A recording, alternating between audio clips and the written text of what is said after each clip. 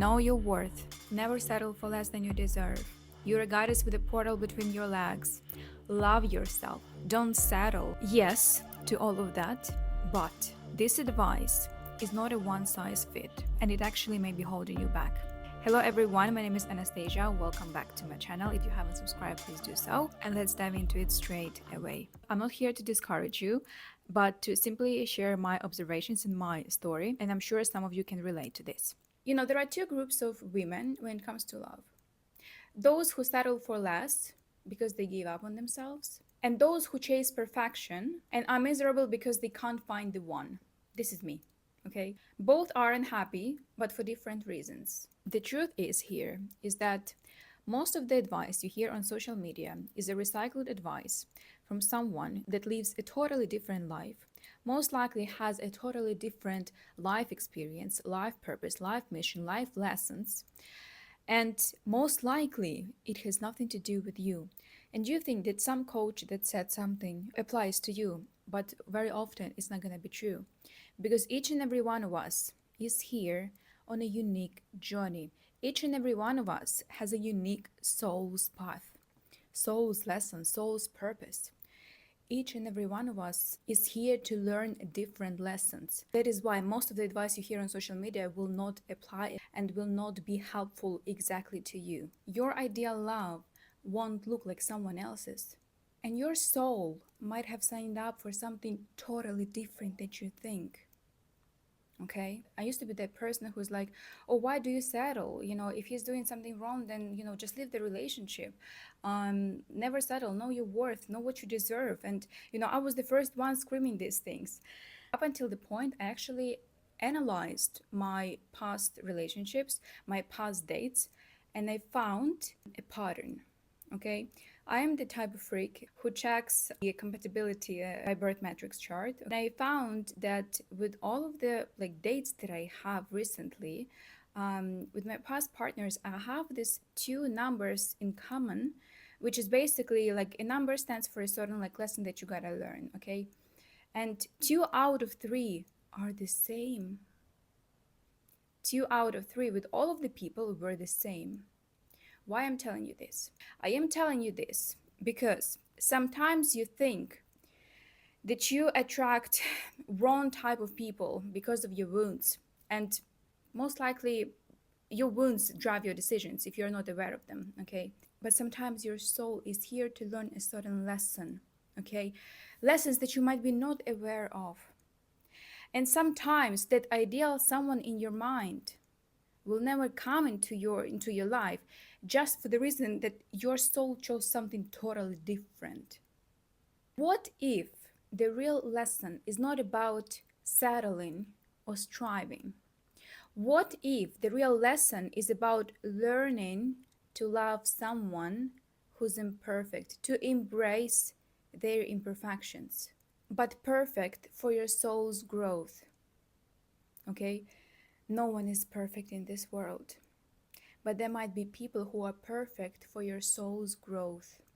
I really learned this year that love is not about finding the one, okay, who's perfect and meets all your expectations and marks all the check boxes, you know, down your list, but it's about finding someone with flaws just like you have them, and willing to meet it with understanding, willingness to love them for the flaws.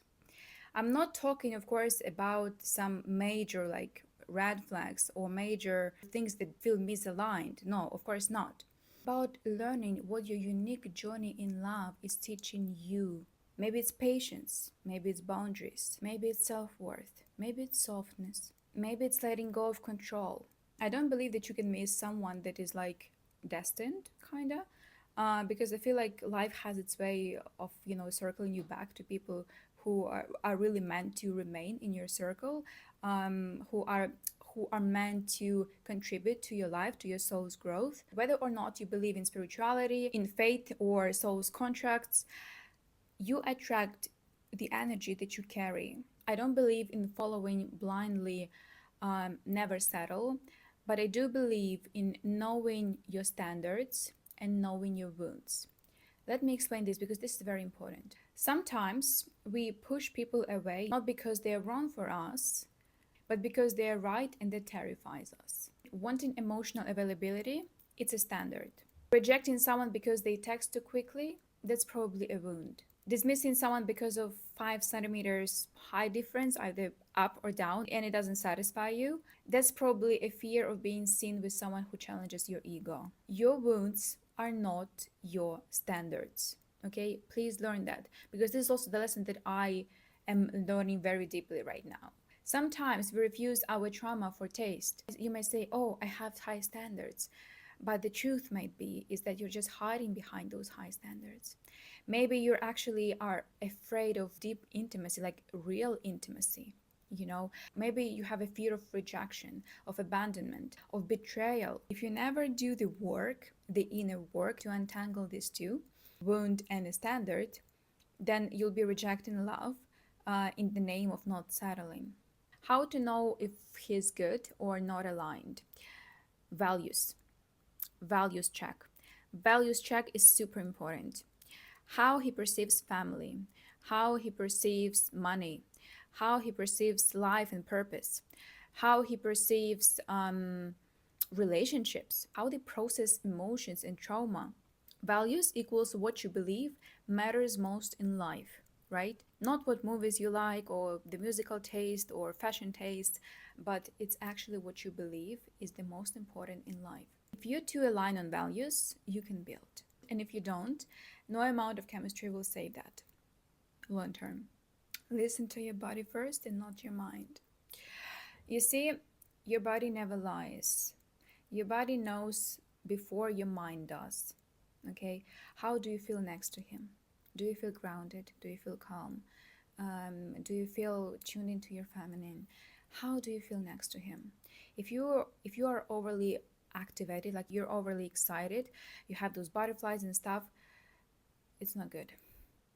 Okay, it shouldn't be like that. It should feel like peace. You should be just relaxed. Your body always knows.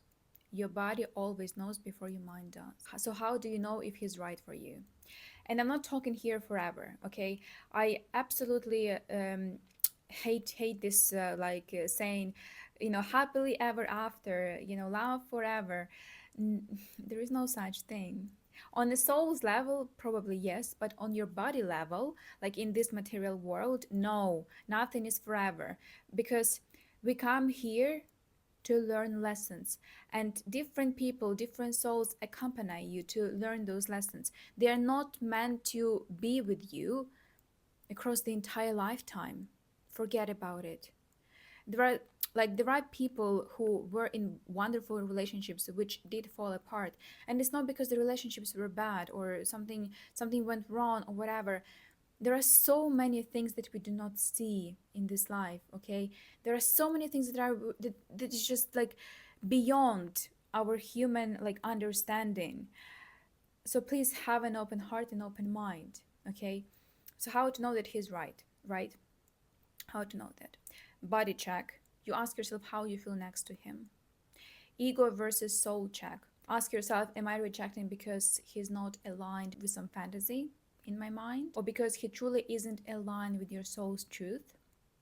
Okay. And values check. Do you see life in a similar way and want to move in the same direction? I hope it was helpful for you in some way, because I think it's the main lesson that I'm learning this year. Okay, and I really wanted to share it with you. So let me know what you think in the comments down below. Hit subscribe and the like button, and I will see you in my next one. I'll see you soon. Bye bye.